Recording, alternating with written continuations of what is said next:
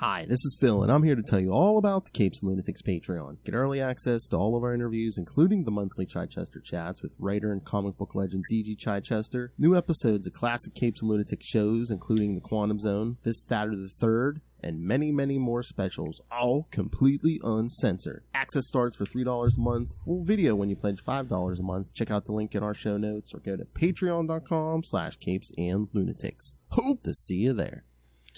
Okay, I was going to throw in some kind of Etrigan joke, but I can't think of one. Anyway, that's right, kids. Welcome back to another episode of Electric Mullet, the Superman. Wait, oh no, there's my opening. Is that a bird? Is it a plane? No, it's an electrified mullet. It's a mullet. It's the Monday Night Mullet. Oh, that's right. Anyway, yes, kids, we're back. I am Phil. Joining me, as always, it is the Owl of Steel himself. Swooping back into Metropolis. And Superman Blue himself. It's Mr. Tyler Patrick. How's it going, everybody? Superman Blue, so there's the electric. I know. Let's bust out some Boogaloo. Or Avenue. Not sure which one I choose. Can I just say... I like Electric Avenue, yeah. Oh, there you go. All right, can I just say I've noticed a disturbing trend in our country, or at least in my area. It was like a week or two ago. We were at the mall, and I saw a young boy, maybe around 12 or so, and he had the mullet. He was rocking the mullet. I was like, why are we bringing this back? Let's not bring the mullet back. No, Phil. It's everywhere. For a while, I've seen it where it's the cool, like it's so bad that it's cool to have in middle school and in high school. We had a long conversation with our children the other night what the mullet was, and then we had to break it down and show them what the skullet was, the chiplet, the frullet. We just sit there and was Googling mullets, and then we had to show them the perfect one. It's the Joe Dirt mullet. Oh, the Joe Dirt, yeah, that is perfect. Remember, kids, your friend may try to get you to buckle under the peer pressure, but just say no to the mullet, kids. There is no good mullet. That's right. Yeah, and it will haunt you because social media is a thing now. Oh, that's true. It wasn't when we were kids. So when any of us had mullets when we were kids, there's no evidence. But there's evidence now. Oh yeah, follow you to the grave. Especially me and Justin. I mean, back in the 90s. I mean, we had it back then. I mean, all you have now is probably like some like blurry pictures and stuff that are like faded. Yeah. Probably most. Maybe a Polaroid. A Polaroid. A couple Polaroids, yeah. They're all scratched to hell. Yeah. Right. I had more of like the beetle, just because like it just like wouldn't grow long. It just grew thick and then down. So it was just like. Oh my god, my parents, their wedding pictures. My dad has long hair, my mom has short hair. Oh, really? It was 1977. I was like, oh god. And all the fashion proves it, yes.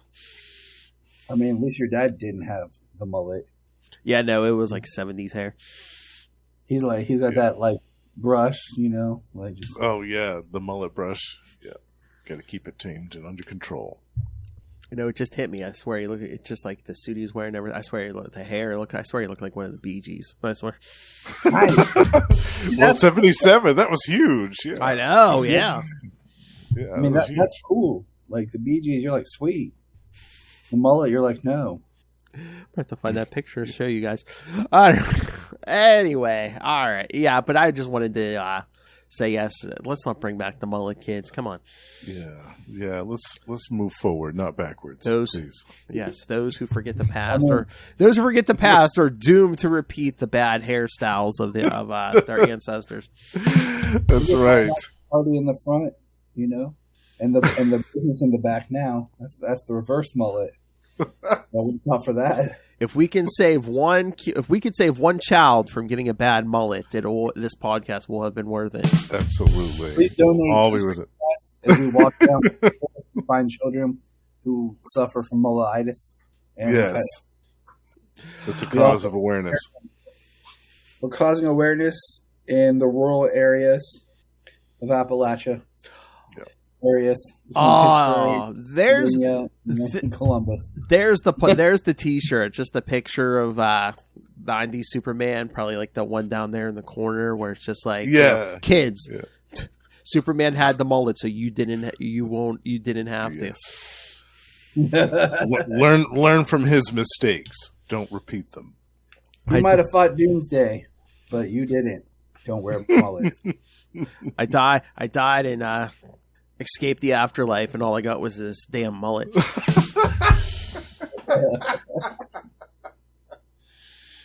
All right. Looks in the mirror. Oh, this mullet put me back in the grave.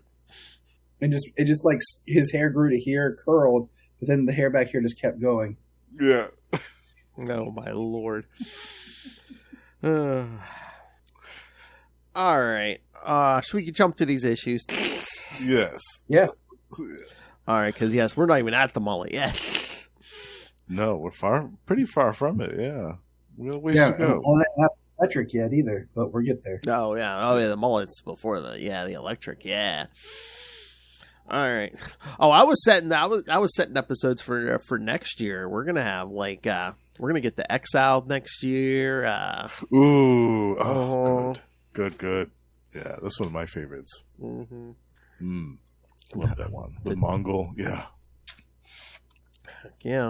Supergirl. Yeah. Matrix. Mm-hmm. Yeah, me. I have a whole issue with the Matrix.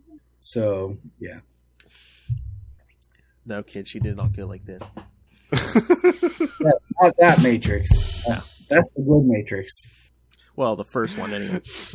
Did she take the red pill or the blue pill? Well, both. She took some kind of pill. She dated Lex. We're gonna get there. That'd be the red pill. That'd be the red pill for the red hair. Oh. Chasing redheaded men. Who is she, Lilith Hellfire? Anyway, yes, tonight we're going to cover Superman number 4, Adventures of Superman 427, and Action Comics 587, starring Etrigan the Demon. That was cool.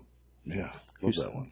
Yes, who someone here does a podcast about Etrigan once again with that Madman Russell. That madman of the Midwest, Russell. Wow. That's right. Like an animal. Yes. Gone the Form of Man, the Etrigan podcast, just restarted recently. And we were privileged enough to have our good pals Matt and Jacob from the Bronze Age Monsters podcast on to join us to talk about issue number 1 of The Demon from, I think it was 1973, 50 years ago. The Jack Kirby classic. So Nice. go check that out. Yeah. No, I invented that, you dick. You guys constantly talking rhyme? No. That's no, what I no, said. but That's what I told him. I said, I want Russell to rhyme in that opening every time. We're working on an opening script, yeah. I mean, or you can rap like Etrigan did in the Batman Damned. Oh, yeah. He was like a hip hop rapper. I gotta rub that one in. All right. I don't know about that. All right. So we'll start off with Superman number 4 from April 1987, Bloodsport. And, This was cool. oh, yeah. Yeah. All right. Writer and penciler John Byrne, of course. Inker Carl Kessel. Colorist Anthony Tollin. Letterer John Costanza. And editors Andrew Helfer and Mike Carlin. Jimmy Olsen is having lunch with Lucy Lane when a maniac named Bloodsport begins firing wildly into the restaurant, rambling about the days when Mickey and he got their cans shot off in Nam. Cops converge on the scene, but Bloodsport hops on his motorcycle and speeds off. Superman arrives and consults with Metropolis Special Crimes Unit Inspector Maggie Sawyer.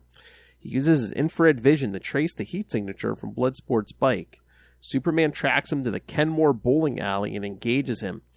Bloodsport begins teleporting high-tech weaponry into his hands, including a rifle that fires kryptonite needles.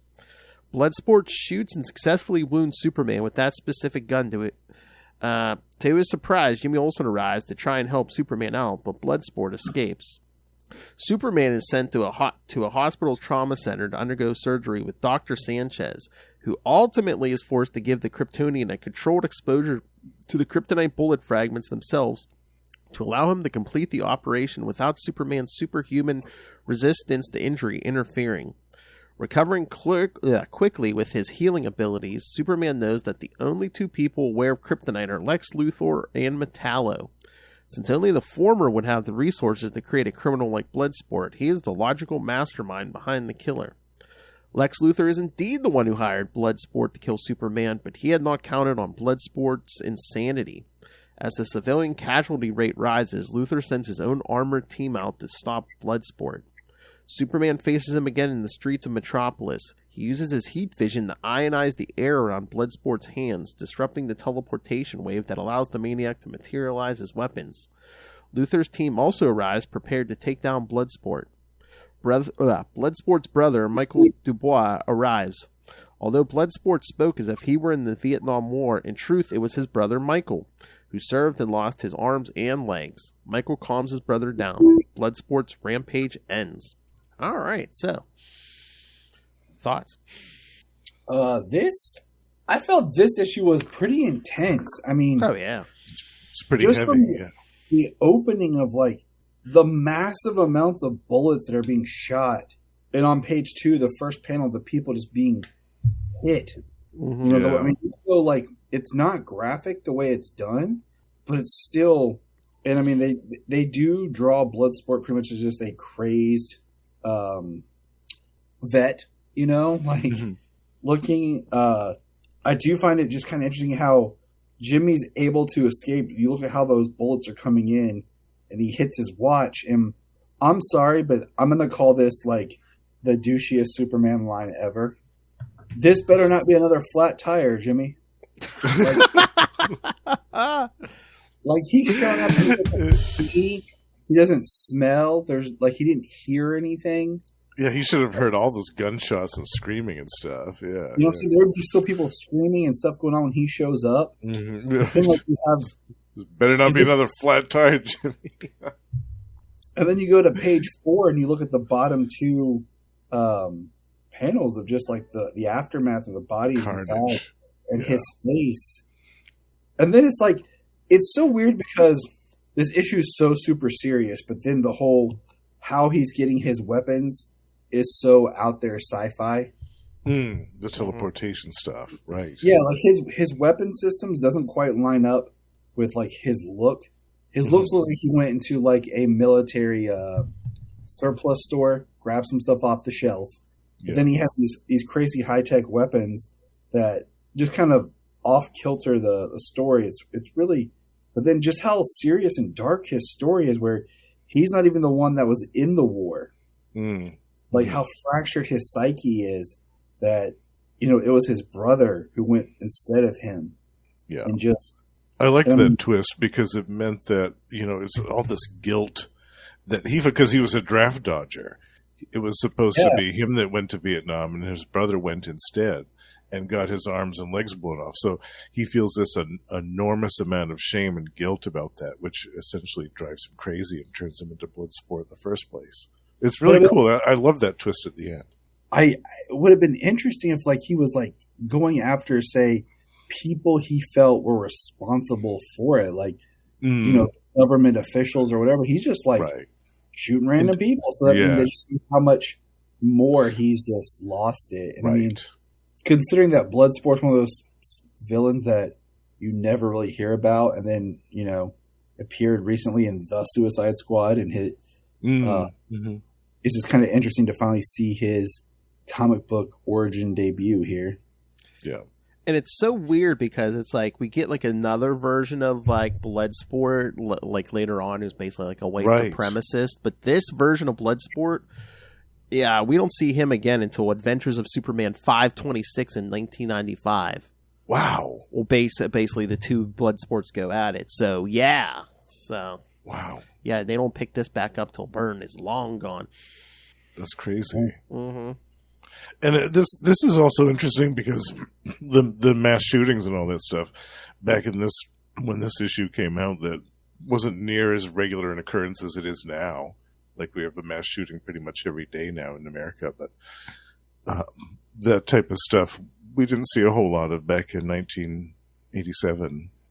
So I remember reading that as a kid and being like, oh man, he just walked into a McDonald's and just started shooting up everybody. And I mean, in that panel you can see, like, amongst the people that he's shooting, there's like a Catholic priest and a kid, like a young kid, and some old woman and stuff like that. So and there's a young kid. Yeah. Yeah. I mean, you don't see any blood, like Tyler said, but it's obvious that these people are getting murdered. They're just getting mowed down. It's obvious. Yeah.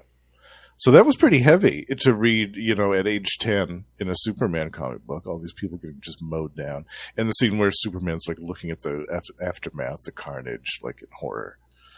But it was a good story. Yeah. Yeah, it is. I mean, it is in horror, but it's almost like, I don't know, I didn't really like the way they drew his face because it was almost comical. But yeah, I just, that line about, better not be another flat tire, Jimmy. I'm like, come on, dude. Yeah. I mean, you were saying, like, oh, didn't he smell the blood or anything or stuff like that? But I'm like, just if your senses are that strong, you probably try to, like, block that stuff out, especially in a big city. Because like, you can imagine the smells you smell and the things you'd hear. Just. Yeah. Yeah, that's true. Like millions of people, yeah. Yeah, they'll get a little overwhelming after a while. Yeah. Yeah, just.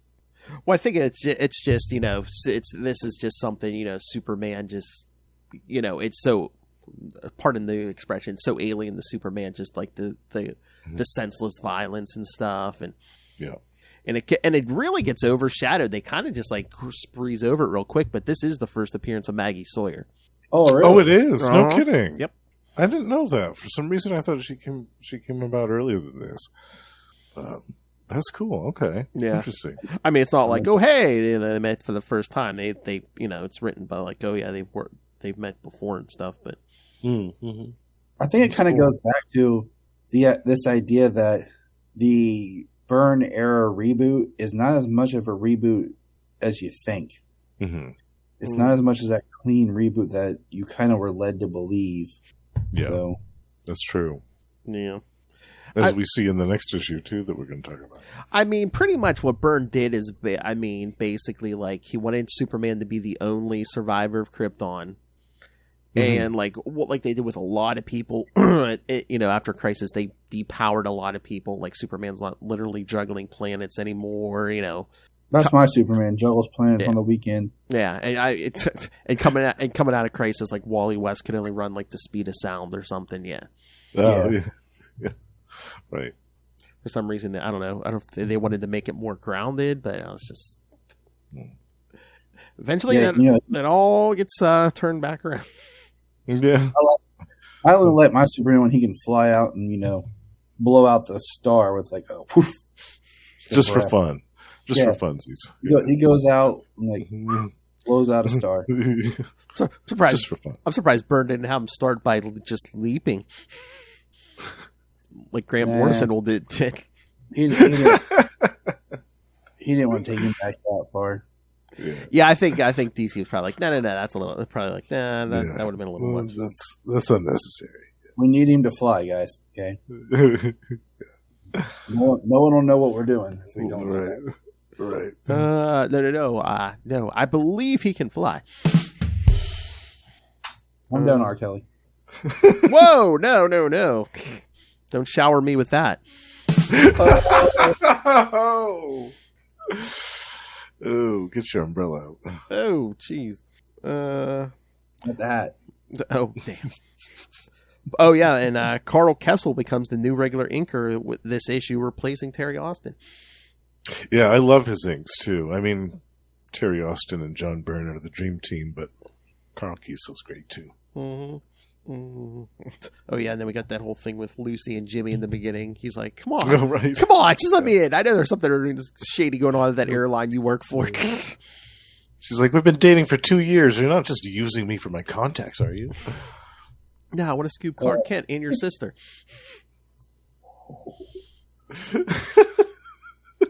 Come on, baby. I just want Scoop them all. I'm not touching that. I'll just let you take it there. Okay, pervert.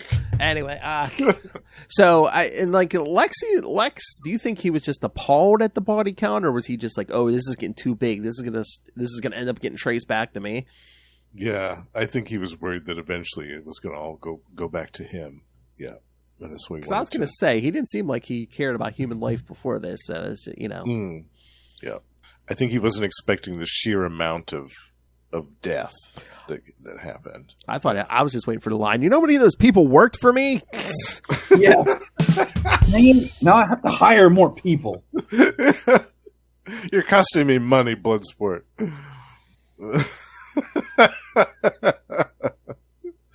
Yeah, that's the real reason he sent those dudes after him. It's because it's costing him money. Yeah, he didn't care about people. He's like, look, I can't afford to not have everyone show up for work. That's right.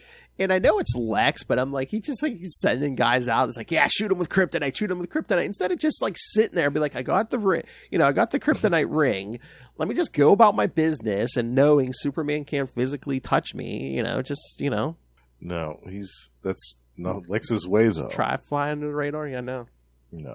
He's not the way. He's just got to keep going after him. You should have just tried to fly under the radar, wore that ring, and then eventually, we just would have had to have our little friend from Gotham hang him out the window, Batman, my favorite character. By his ankles. Yeah, that would have worked. See, Bruce understands Lex more than Clark does. Come on. I always thought that they should have traded nemesis for a day.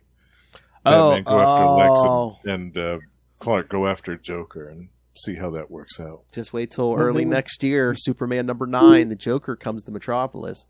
Wow, yeah, that's right. They would get everything cleaned up, and it would be over. That's true. It'd be too easy.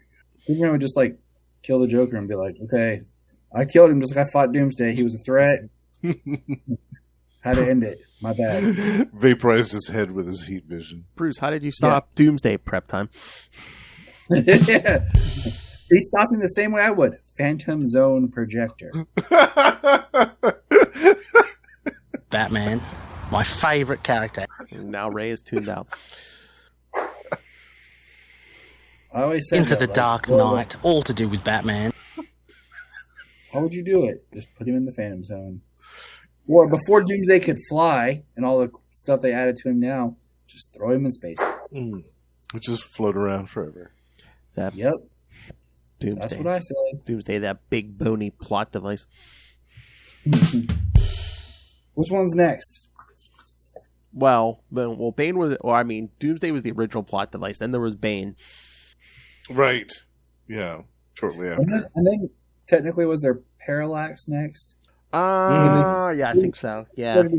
Or because it segued into how Jordan they took out all. Oh yeah, once the Superman thing, the death of Superman went big, they tried to do a big event like every year. It's like, yeah, then there was Nightfall, then there was Emerald Twilight, yeah.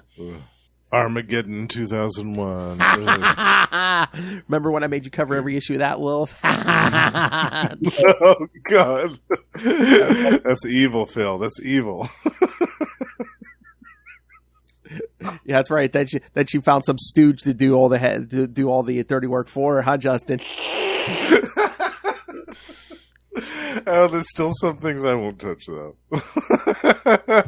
0 Hour, for example. That's the thing. She'll do 0 Hour. I know. I won't touch that with a 12-foot pole. No, thank you. Hey, all right. Any other thoughts on this one, or should we get to the Adventures one? Yeah, let's go over the Adventures. Yeah. All right. This was one I hadn't read before, actually. This is my first time reading this one. This will be interesting. I'm going to throw this out. This is my least favorite. Yeah. It's a weird one. You know what? And I know what comes to it. It really a lot does. This thing gets wrapped up pretty quickly. I can't remember how many more issues, but yeah, it'll come and go, and then it's like nothing really comes of it. So. Oh, really? Yeah. Wow. It just felt. I'll let you give the summary, and then we'll talk about it. All right. Adventures of Superman 427, April 1987. Mind Games. Writer Marv Wolfman, penciler and inker Jerry Ordway, colorist Tom Zayuko, letterer Albert de Guzman, and editors Andrew Helfer and Mike Carlin. Superman flies to Quark to interrogate President Marlowe as to the recent armored attacks that have taken place in Metropolis in past weeks. He bursts directly into the presidential palace and pins Marlowe to the wall. Soldiers try to stop him, but he melts their weapons with his heat vision.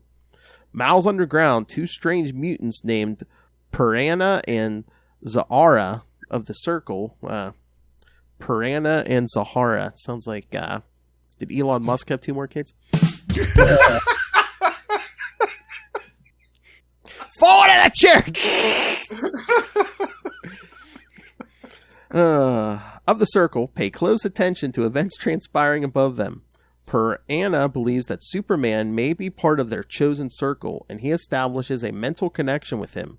Superman begins suffering seizures as dozens of disturbing images from his past flicker through his mind. Piranha perceives everything that is happening. In truth, he is causing it. Superman revives and realizes that he must fly away to recuperate. He goes to his hotel room where he finds himself assailed by the same nightmare's visions. Piranha, meanwhile, continues to witness Superman's memories. The process is extremely painful, and he begins to doubt whether Superman may be a lost member of the Circle. The mental link becomes too much for Piranha, and he falls over dead. Zahara, his wife, is grief-stricken and swears vengeance against Superman. All right, thoughts. Oh yes, and then we see in one of the hallucinations we see a big green fire-breathing monster. Because of copyright, we can't call him Godzilla, but it's pretty much implied. Yes. Although we are going to be seeing that for real pretty soon, aren't we? Yes. Oh yeah. Godzilla. Yeah. It's coming. What? October next month. October. Yeah. I was gonna say you have Saddam Hussein on page 6. Right. Like, hey, buddy! Yeah.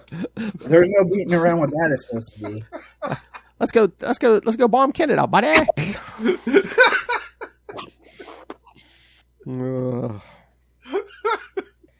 Oh yeah. This is we're ramping up for Desert Storm here, and if not too long. Plus the name of this country. I mean, Korak. I mean, that's pretty obvious who that's supposed to be. Yeah. Yep.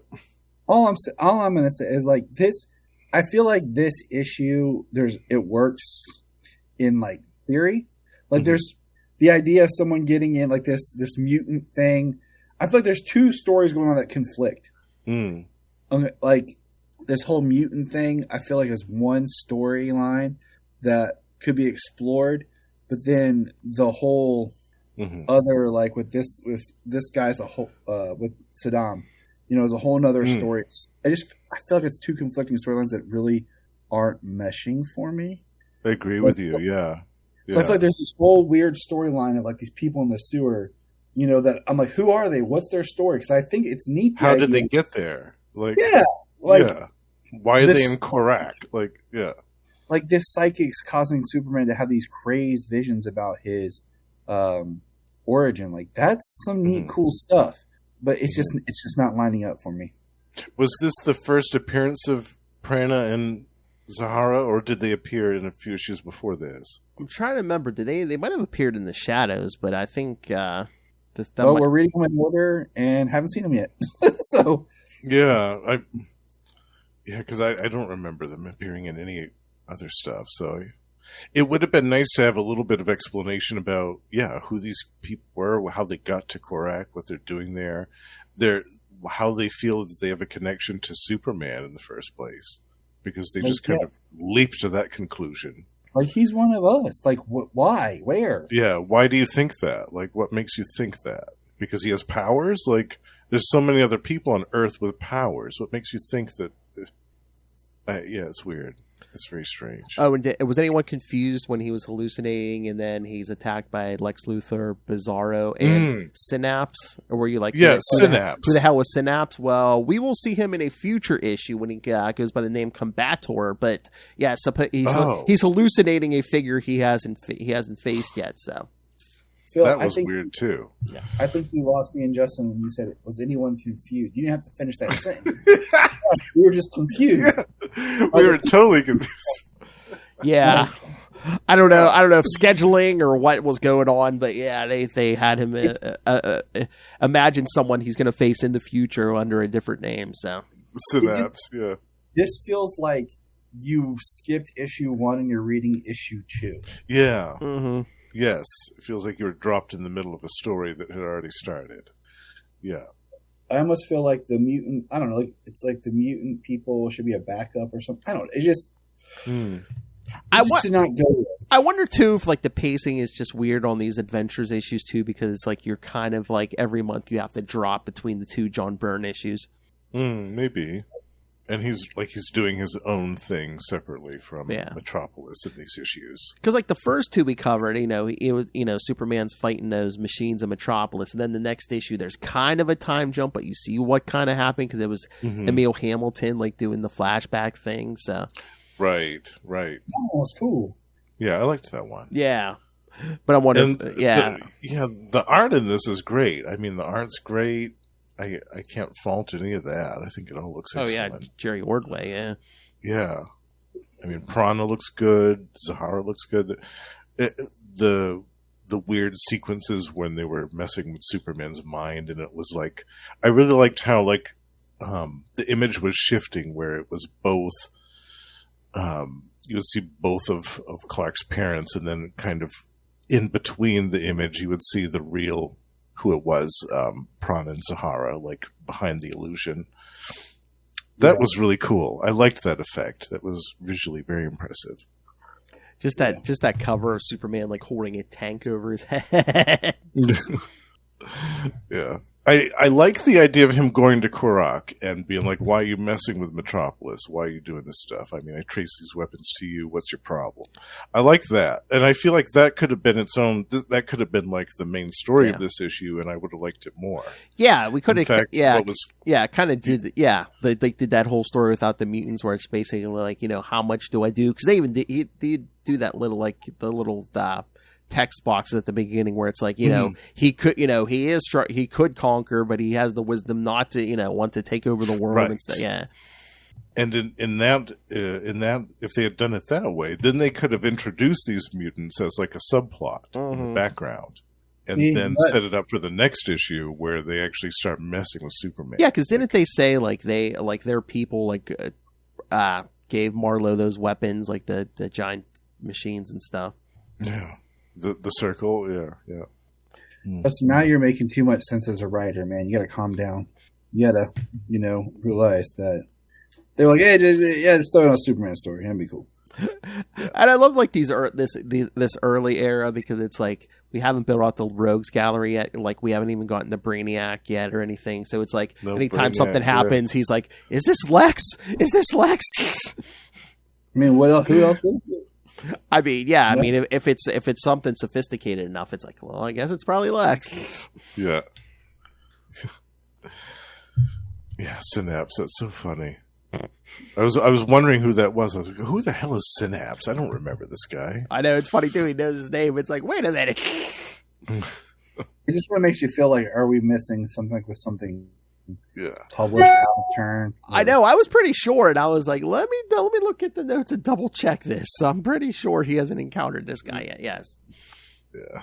Yeah, it's the combatter thing, and then that'll be when we get the first gangbuster. Oh, gangbuster! Yeah, nice. Yeah. Love gangbuster. Yeah, I don't think we're too far from gangbuster. Oh, I can't wait till we get to the second gangbuster. That's trippy. Oh yeah, that is a trippy one. Let's not spoil that, kids. Sorry. You got any other thoughts on this one, or should we get to the action? Yeah, this is my least favorite of the three. Yeah, I think we all agree. This is the least favorite. Yeah, it's weird. I feel like it could have been 2 issues, and it would have been a lot better. Yeah.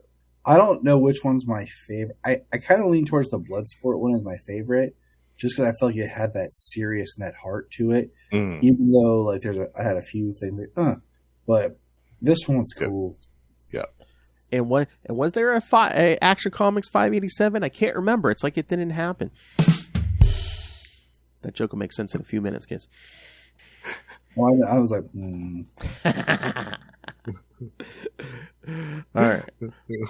All right. Let's get to the action. Action Comics. Okay, I want to say real quick before you do the summary. I read this one first.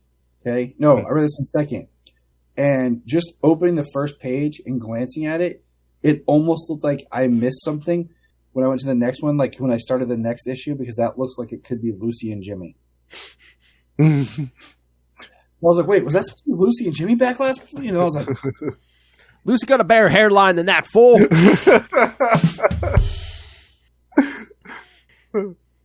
But that cover, man. I mean, it's so good. Yeah. I don't know. What's the theme of this cover? Trying to donkey punch me now, bitch. Etrigan strangling Superman from behind. Choke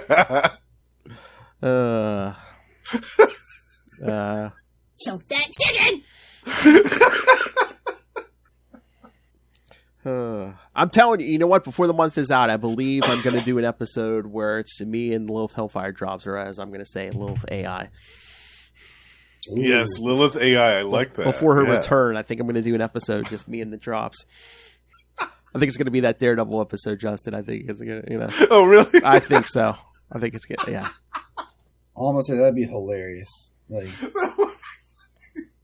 you know what? You've been saying for a while you're going to do it. I've been teasing about it, and these fools keep saying, yeah, let's hear it. Oh, I love it. It's be like, oh, Lilith AI, should we give this the issue a bad grade? Don't be a troll. Okay. I almost sent a, not to get too far off topic, but I almost sent I saw on social media today, Justin, I almost sent it to you and Lilith. Did you see Chris Evans is engaged? I saw that. He's he's married. So he's officially off the market. He's off the market, Mm-hmm. Yeah. Chris Evans can get it all day, every day. That's okay. I can still appreciate from afar. He's not your favorite, though. No. Henry Cable's still single, so I was still all sad. No, I mean, what's his face? Eddie Thawne. Rick Cosnett. Rick Cosnett is your face. Yeah. Rick Cosnett. Oh, yes. Oh, yeah. He'll always be number one biscuit.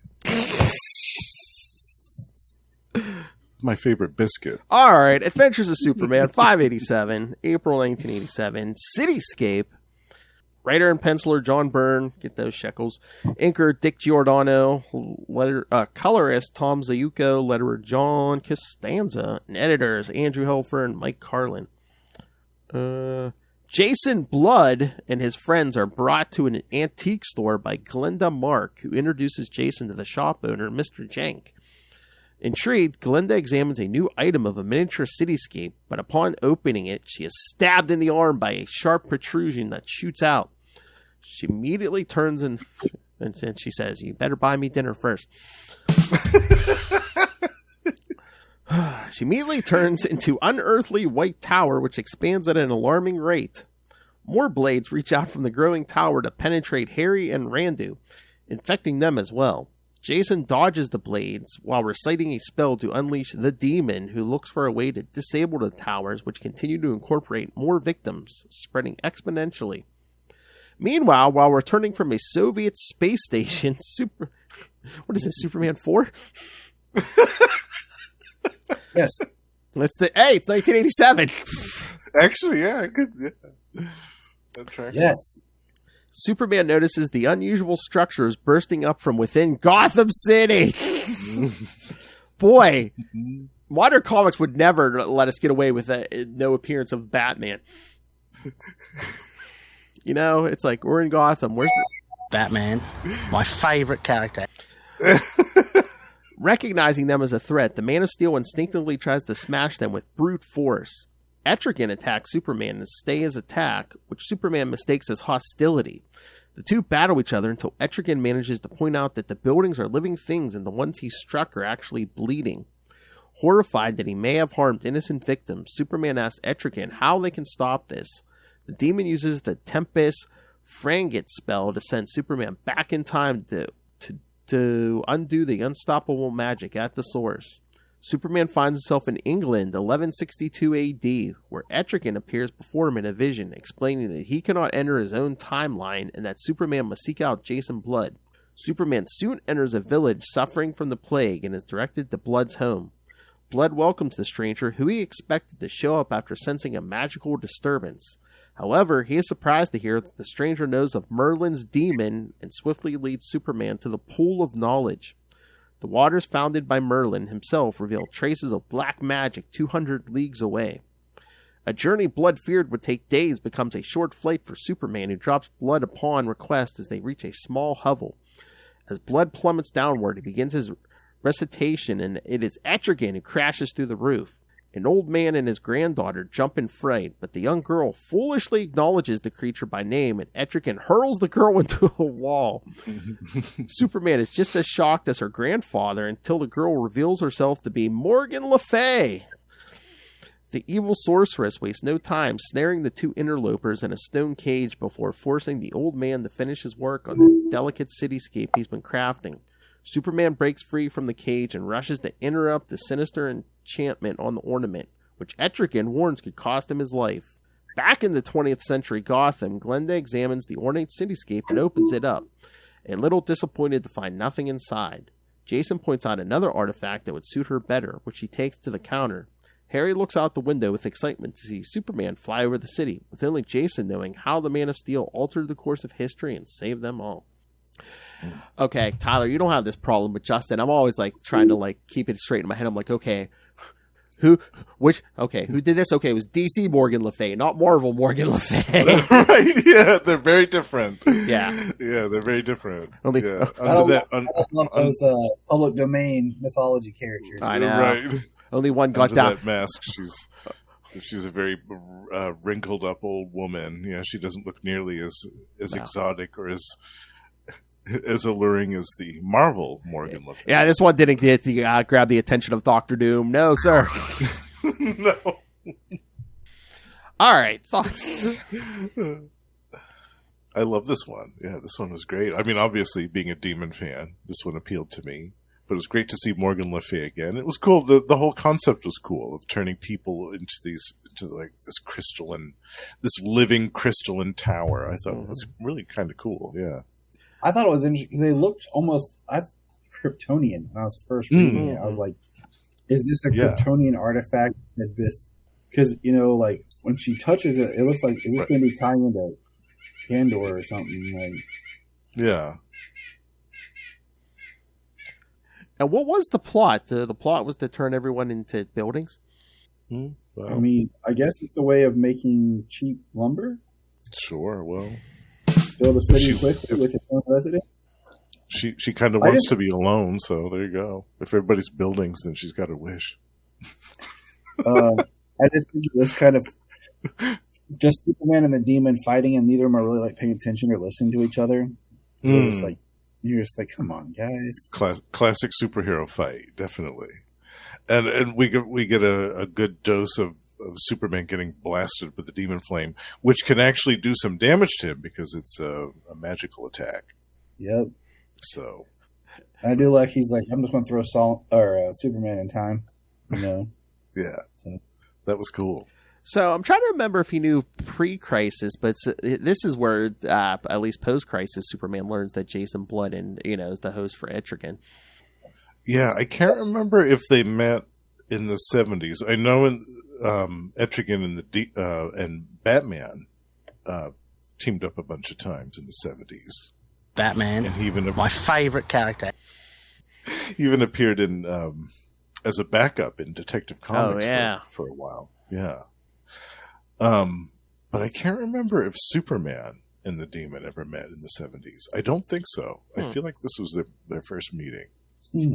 I'll have to ask Russell if he remembers. I love when Morgan Le Fay traps them in that stone cage, and they have to explain. It's like, oh no, they just use magic to create the stone cage, so I can break free because the stone is not magic. So, right. I'm not sure if that exactly works, but okay. I feel like that's a working ground. Yeah. I feel like Morgan Le Fay would have thought to maybe enchant that stone with a little magic to fortify it. But that's all right. Yeah, but it's page 20. Come on. Yeah, you gotta wrap it up. But I do like, he leaps at the Superman leaps at the thing, and Etrigan's like, no, you could die. And Superman's like, you know what? He's like, if this works, I'm probably not going to be here. I've never been here at all. Mm-hmm. Yep. I am traveled. Which always gives me a headache because I'm just like, okay, so if it never happened, then Morgan Le Fay's thing did go through, and then the whole big thing starts over again, and then the Superman has to go back in time, and then it kind of doesn't happen, but then if he doesn't go back in time, then it starts over again. It's just like... Okay. It makes more sense when it does happen, but he stops the lady from picking up the artifact. Exactly. So, like, the part that doesn't happen is her actually touching it and starting that chain, but what happened in the past did happen. Oh, by the lady, you mean Glenda Fivehead? Yeah. Poor Glenda. She needs a new weave so desperately. Magic. But yeah, all like Jason Blood's friends like end up like doesn't one get like sucked into hell or something or I know this Radu gets blinded eventually because like he like shows up in that detective arc and he's like blind. Yeah, they all They all start to rethink their acquaintance with Jason Blood pretty quickly as the years progress. Definitely, yeah. And this one we don't see Etrigan rhyming a lot. We were actually talking about that on the podcast, and we're all kind of unanimous in the belief that the rhyming thing didn't really happen until after Alan Moore got a hold of him in the Swamp Thing issues in the 80s. And then after that, because that was so big, that kind of stuck, and it became kind of a recurrent theme after that. But before that, like in the Jack Kirby series, he doesn't rhyme hardly at all. In this, obviously, he doesn't. I don't think in the Batman guest appearances he rhymed very much, if at all, if I remember right. So what? Yeah, I think we have Alan Moore to thank for the rhyming stuff. Yeah, like around what year was that Alan Moore started him rhyming? I think it was 88. Oh, okay. 88. I think. Okay, so you heard. I think that was that Swamp Thing story. You heard it here first. Heard it here first, kids. Etrigan started his rap career in '88. And we have Alan Moore to thank for it. Thanks, Alan. You get a problem, I'll solve it or revolve it.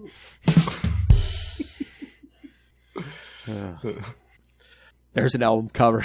Oh, there's the logo for your show.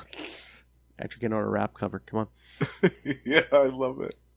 But no, yeah, this one was good, and the Bloodsport one was good. I mean, the Adventures wasn't bad, but yeah, it was. I'd say it was the weakest of the three. Yeah.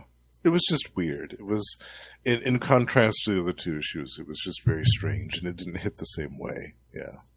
I mean, that's the problem with having two, like you said, two burn, and you're kind of stuck in the middle.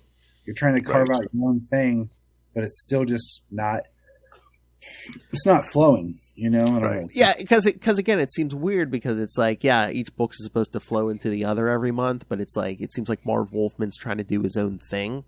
It does seem that way, yeah. And in a way that's kind of good because it gives you some additional variety every month.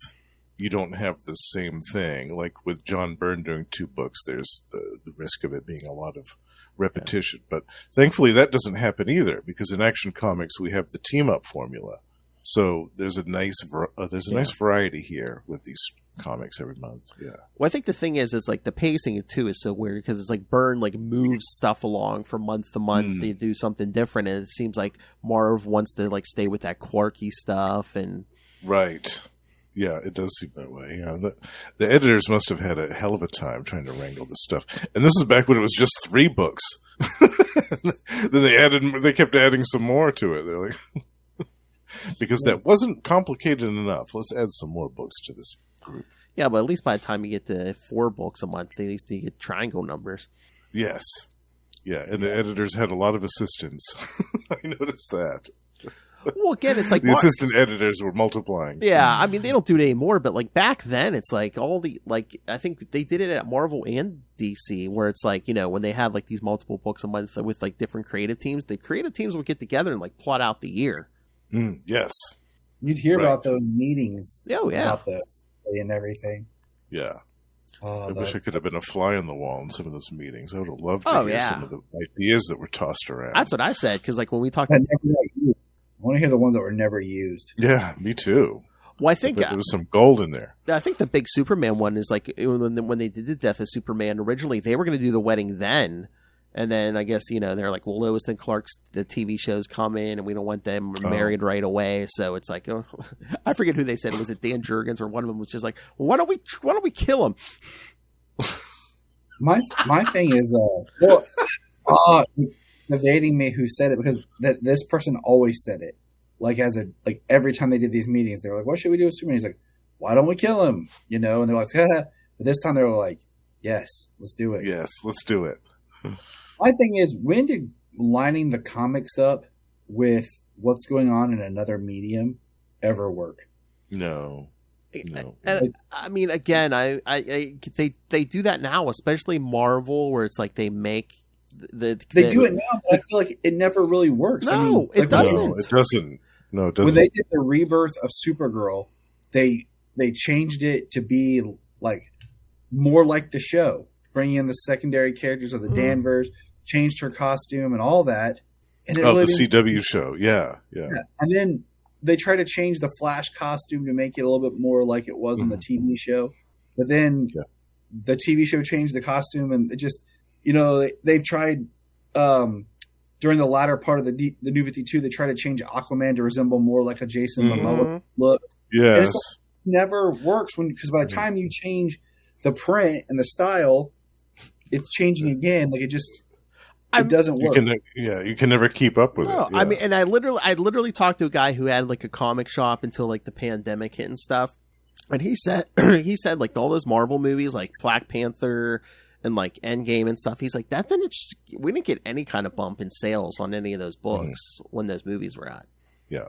No, because they don't frame it so you're interested in the comics. Like the way the MCU and Marvel stuff seems more is people just are interested in the movies. They don't want to go investigate the comics. Well, that's what I miss the days when they didn't care what the movies or TV shows did. That's like I said, when I started collecting Flash is when that John Wesley Shipp Flash TV series was on, and it was Wally West in the book, and TV show was Barry Allen. They didn't care. They were, right? Yeah, I think the biggest thing was I was reading Green Arrow in the New 52. The first part it sucked.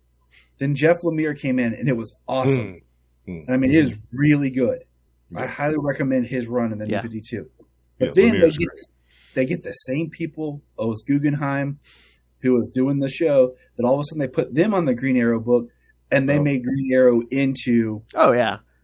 They brought in Felicity Smoke. They brought in Diggle, and they basically made the book like the show. The show, right. And I was like, and it just lost it because I didn't really feel like Green Arrow anymore. Did they start drawing him like Stephen Amell? I mean, New 52, they had de-aged him anyway, but... I was going to say, because he had that beard and stuff in the comics for a long time. That's like Sam Wilson now in the comics. Looks like Anthony Mackie. Oh, my God. I'm just like, does it ever really work? It never works. It never works. And I think the biggest offender was in the year 2000 when they had the X-Men start wearing black leather in the comics. Yeah, I agree. Yeah, that was silly. Just out of nowhere. It's like, okay. Yeah, I don't understand why they can't have them be two separate things. They think they get those people who've watching the TV show or movies, and it don't work. If they're interested, they're going to dive in no matter what you're doing. I always thought it would be interesting or interesting strategic way for DC or Marvel to market their comic books to people during the credits of a movie. That's what I said. Right. And be like, check out these comic books which inspired this film. And like for like Thor, Love and Thunder, you could show like the Jason Aaron stuff with the Gore the God Slayer and all that, the Jane Foster storyline. I forget who wrote that one, but they could show like a bunch of the covers of those issues and be like, check these out, if you're interested in reading more. Like, Marvel. They could show you the collections of where to find it. They could point you to Marvel Unlimited. As I was going to say, both of them. Like, Marvel. But I mean, there's a missed opportunity, I feel like, for them to not steer people in that direction. DC kind of did that when I'm looking. I think it might be if like you watch a movie trailer under DC. Maybe they started doing that. Where, like at the end, they would show a tease of like the comics, and then have like a QR code pop up for like their streaming, their ultimate whatever service. Right. But I'm thinking like, why not have that? Yeah, I'm right now. I'm on DC YouTube, and I pulled up the Blue Beetle trailer, and right as the last frame of the trailer shows, it says "Read Where It All Began." Has 3 Blue Beetle comics. The Jaime Reyes collections. Yeah, they did a bunch of those collections this year of the Jaime Reyes Blue Beetle stuff, which I picked up a couple of those. They're excellent little collections. So yeah, that would have been another thing to pump at the end of that movie. Be like, check this out. Or we have collections of all this stuff.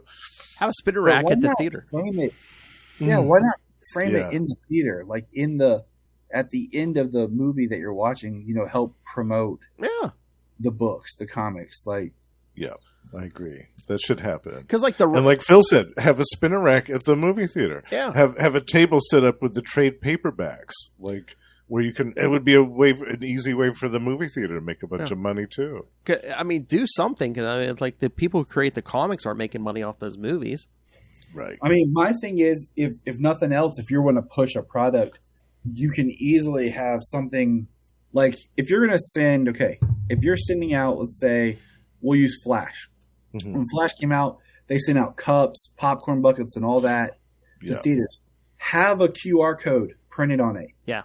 That you can scan it.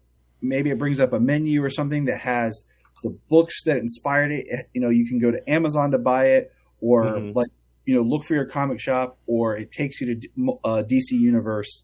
You know what I'm saying? We're already putting material. I mean, let's face it, QR codes are a big deal. They're easy to print. You should be throwing those things on your merchandise. Like every toy someone buys should have a QR code to a bigger DC thing. Every T-shirt has a tag attached to it. Should be a QR code or something on it to just take you to the DC world, Yeah. I mean, all those Arrowverse shows, they should have had commercials every episode of those for DC Comics. Yeah, this is what's going on in the Arrow comics right now. Check it out at your local comic shop. That was a total missed opportunity. Same thing with Supergirl, Flash, all those shows. Oh yeah, all of those. The League of whatever that show was, League of Tomorrow, Legends of Tomorrow. You have your person, like one of the people from the show, like, hey, I'm Stephen Amell. Check out Green Arrow comic books at your local shop. Something to really help and I miss when they had the weekly. DC All Access TV thing on YouTube where they were interviewing people like comic creators and the people from the shows. It was just a little weekly show that they would put on on their YouTube channel that really helped promote what was going on. But I mean, I feel like DC don't even care about comics, period.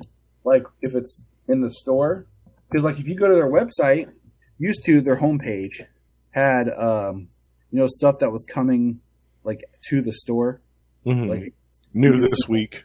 Yeah, and now most of it's geared towards what's new on Ultra. Yeah, yeah. I think DC and Marvel they're just the comics are there. It seems like they don't care anymore. We care. Oh my God! Look at that! Look at that!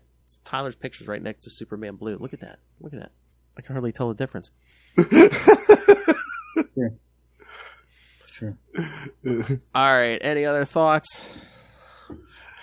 No, I think we covered everything. Yeah, this was an interesting little mixed bag of 3 issues. Yeah. But they were all really good. Yeah, there was a weird one in the mix, but they weren't terrible. All right. Well, next episode we're going to do a few more issues because we got at least 2 two-parters. So next time we're going to do Superman 5 and 6, Adventures of Superman 428, and Action Comics 588 and 589. So at least the Adventures of Superman one's is the only just it's not a two-parter. So nice.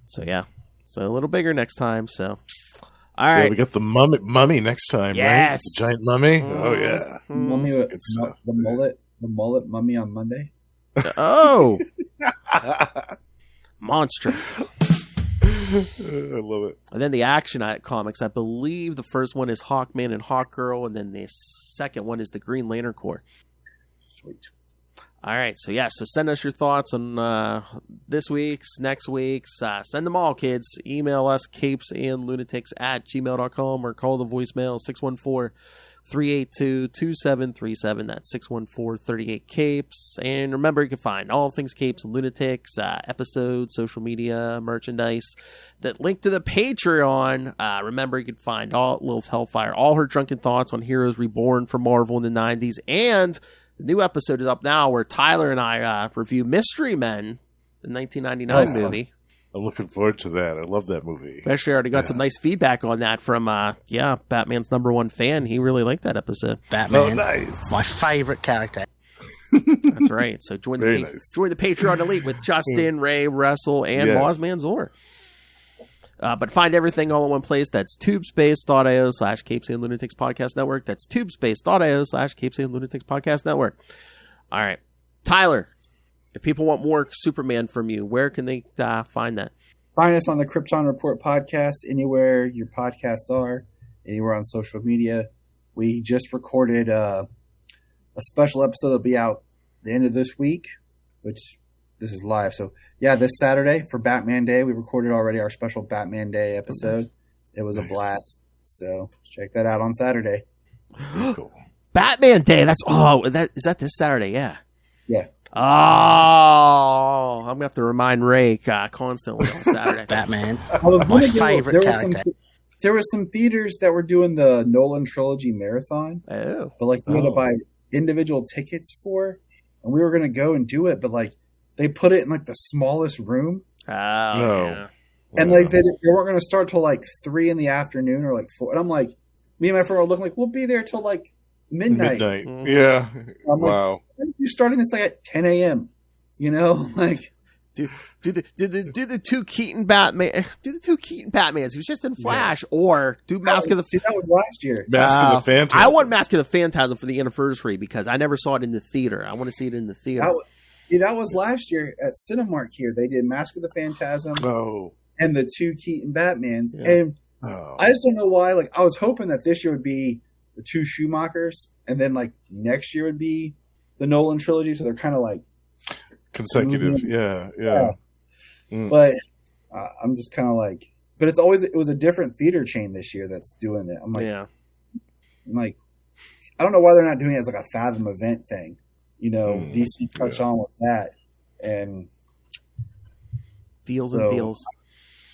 Yeah, yeah. Yeah, sorry. Yeah. All right, Justin, let her rip. Well, as I mentioned before, we do have a Demon podcast, my friend Russell and I, where once a month we go through the 1970s appearances of Etrigan the Demon. And we also have Gamma Charge, the strongest podcast there is, where twice a month we talk about the Incredible Hulk and the Sensational She-Hulk. We also have Predator and Prey. We're joined by the High Priest of Khonshu, Ray himself, and our pal Sparky. We talk about Fox's Predator twice a month. And the Lost Library of Legends is finally out after a year and a half of waiting. The introductory episode is now available to listen to. Oh my.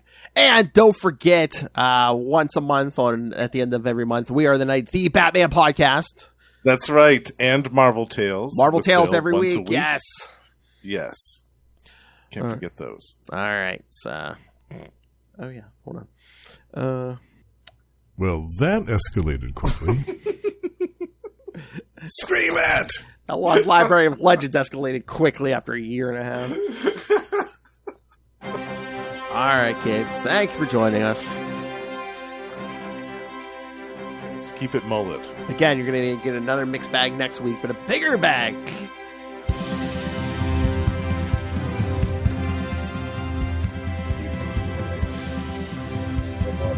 That's right, kids. So, yes, read these issues, and yes, don't let your kids grow mullets. Yes. Just say no. Amen. Only a hero like Superman has the strength to tangle with the mullet, the dreaded mullet. He's the only one. Yes. He's the only one that has the strength and the power to handle it. And again, Superman is just like the rest of us kids. The minute he was going to get married, his wife's like, cut that hair. That's what he cut it in that wedding issue. We'll get there. Oh, we'll get there. All right, kids, come back next time. Truth, justice, and the mullet way. That's right.